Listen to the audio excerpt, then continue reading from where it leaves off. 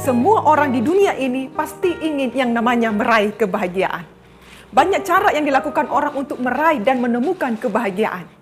Ada yang berusaha mencari kebahagiaan dengan bekerja terus-menerus sampai lupa waktu. Ada yang berusaha mencari kebahagiaan dengan mengumpulkan kekayaan sebanyak-banyaknya. Ada yang berusaha mencari kebahagiaan dengan mengunjungi klub-klub malam. Ada yang berusaha mencari kebahagiaan dengan menyalahgunakan obat-obat terlarang. Ada yang berusaha mencari kebahagiaan dengan berlibur ke tempat-tempat eksotis. Ada yang berusaha mencari kebahagiaan untuk tinggal di rumah yang mewah. Ada yang berusaha mencari kebahagiaan dengan membeli dan memiliki barang mewah. Ada yang berusaha mencari kebahagiaan dengan mengikuti kegiatan hura-hura dan lain sebagainya. Saudaraku yang terkasih, apa yang dilakukan orang-orang untuk menemukan kebahagiaan dengan mengikuti kebiasaan duniawi ternyata sia-sia. Mereka tidak menemukan kebahagiaan yang sesungguhnya. Jikapun mereka menemukan dan merasakan kebahagiaan itu, maka yang mereka temukan dan rasakan adalah kebahagiaan yang semu, kebahagiaan yang sewaktu-waktu, bukan kebahagiaan yang sejati. Artinya, kebahagiaan itu seperti barang yang langka yang sulit untuk ditemukan. Saudaraku, menjadi pertanyaan bagi saudara dan saya, benarkah kebahagiaan itu seperti barang yang langka yang sulit ditemukan? Bagi kebanyakan orang, kebahagiaan itu seperti barang yang langka, yang sulit ditemukan dan sangat mahal. Namun, bagi orang yang mengerti tentang kebenaran Tuhan, jelas sekali kebahagiaan itu sangat mudah ditemukan. Pemazmur secara tegas menyatakan, berbahagialah orang yang tidak berjalan menurut nasihat orang fasik, yang tidak berdiri di jalan orang berdosa, dan yang tidak duduk dalam kumpulan pencemooh. Tetapi yang kesukaannya adalah Taurat Tuhan dan merenungkan Taurat itu siang dan malam. Mazmur pasal 1 ayat 1 sampai yang kedua. Kita perhatikan dengan baik, pemazmur mengatakan berbahagialah orang yang tidak berjalan menurut nasihat orang fasik, yang tidak berdiri di jalan orang berdosa, yang tidak duduk dalam kumpulan pencemooh. Dalam sastra Perjanjian Lama, bentuk kalimat ayat 1 adalah bentuk paralelisme sinonim yang berarti baris pertama, baris kedua, dan baris ketiga memiliki makna yang sama. Dapat disimpulkan bahwa orang yang bahagia menurut pemazmur adalah orang yang tidak suka melakukan kejahatan. Pada ayat yang kedua dikatakan, tetapi yang kesukaannya adalah Taurat Tuhan dan merenungkan, melakukan Taurat itu siang dan malam. Bentuk sastra dari kalimat ayat 2 di atas adalah berbentuk paralelisme sintesis yang berarti baris kedua memperkuat ide baris pertama. Secara sederhana dapat dikatakan bahwa orang yang bahagia menurut pemazmur adalah orang yang hidup menurut hukum-hukum Tuhan. Jadi ayat pertama dan ayat kedua mengandung makna yang sejajar. Saudaraku yang terkasih, untuk mengetahui makna yang lebih mendalam lagi, coba kita lihat kajian beberapa kata penting dalam teks ayat yang kedua, yaitu kata kesukaan. Dalam bahasa Ibrani dipakai kata kapets, yang artinya sangat disukai atau sangat berharga. Kata kapets dapat digambarkan seperti anak kecil yang punya barang-barang yang dia sukai, lalu barang-barang itu dia peluk erat-erat. Sementara kata bahasa Ibrani dari merenungkan adalah haha, yang artinya bukan hanya sekedar merenungkan, tapi di dalamnya melibatkan tindakan untuk melakukan.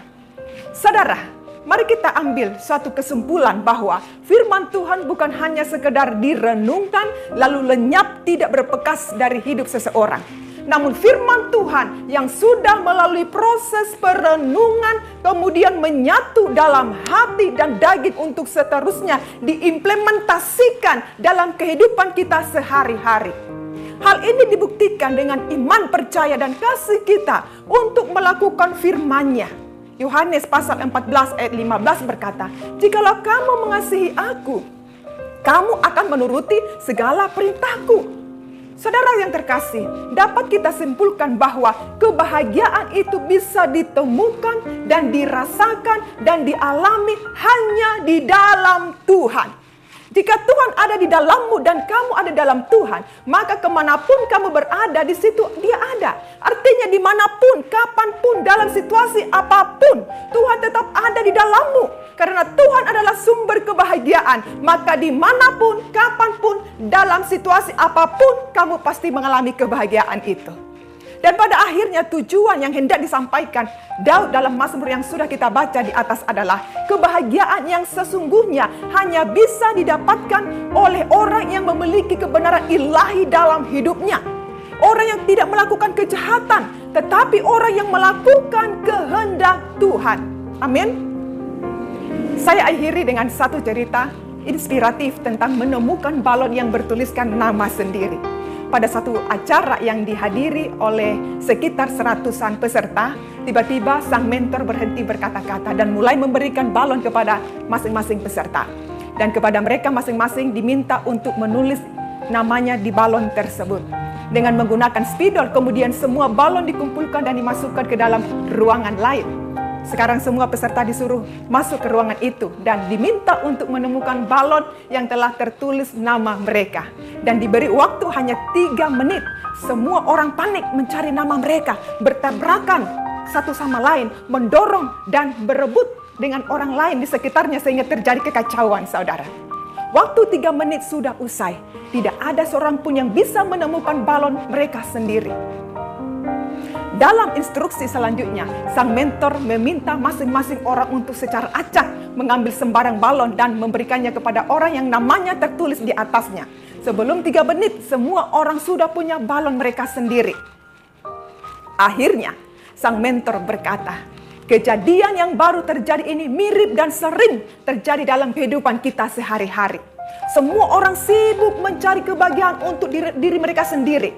Mirip dengan mencari balon mereka sendiri. Dan banyak yang gagal. Mereka baru berhasil mendapatkannya ketika mereka memberikan kebahagiaan kepada orang lain. Atau memberikan balon kepada pemiliknya. Saudara, makna apa yang bisa kita ambil dari ilustrasi permainan mencari balon yang bertuliskan nama sendiri di atas? Kebahagiaan akan kita dapatkan ketika kita memberi kebahagiaan pada orang lain. Beri kebahagiaan kepada orang lain, maka kita akan mendapatkan kebahagiaan itu sendiri. Jangan mencari balon tersebut, tapi berikanlah balon di tangan Anda kepada orang yang terdekat Anda. Jangan berusaha mencari kebahagiaan, tapi berikanlah kebahagiaan kepada orang di sekitarmu. Maka engkau pun akan mendapatkan kebahagiaan itu. Amin. Kebahagiaan yang sesungguhnya hanya bisa didapatkan oleh orang yang memiliki kebenaran ilahi dalam hidupnya. Orang yang tidak melakukan kejahatan, tetapi orang yang melakukan kehendak Tuhan. Amin. Tuhan Yesus memberkati.